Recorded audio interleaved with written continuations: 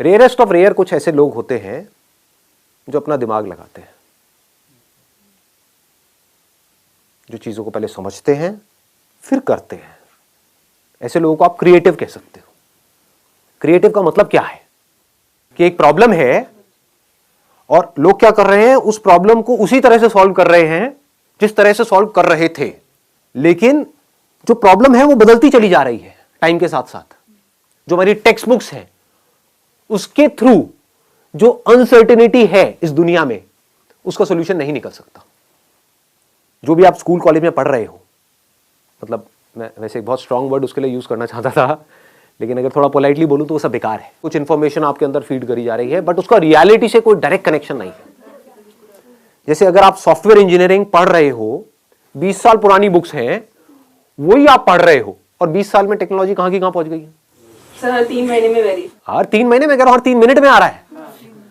कुछ इंप्रूव हो रहा है, कुछ बेटर हो रहा है, पुराना ऑब्सोलीट हो रहा है। तो जो भी कुछ आप पढ़ रहे हो उसकी एक लिमिटेशन है, क्योंकि unless and until you are creative enough. What do we mean by creativity? कि जो आपने पढ़ा है अगर उसी तरह से आप उन प्रॉब्लम्स का सॉल्यूशन निकालना चाहते हो जिस तरह से आपको लगता है कि वो जो मैंने पढ़ा है उसके बेस में निकाल सकता हूं, तो आप क्रिएटिव नहीं हो, तो आप मैकेनिकल हो। अगर आप टेक्स्ट बुक के हिसाब से चलते हो और आप किसी भी प्रॉब्लम का सॉल्यूशन निकालते हो तो नहीं निकाल पाओगे, फंस जाओगे। क्यों फंस जाओगे? क्योंकि प्रॉब्लम्स बदल चुकी हैं। जिन प्रॉब्लम्स के सॉल्यूशंस निकालने के लिए ये पूरा का पूरा एजुकेशन सिस्टम बना था, वो प्रॉब्लम्स अब है ही नहीं, अब कुछ और ही प्रॉब्लम्स हैं। तो उसके लिए क्या चाहिए?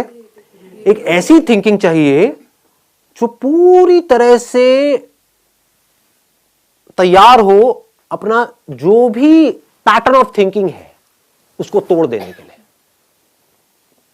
यह डिफरेंस होता है सक्सेसफुल लोगों की सोच में और उन लोगों की सोच में जो सक्सेसफुल नहीं हो पाते। वो एक पैटर्न में घूमते रहते हैं,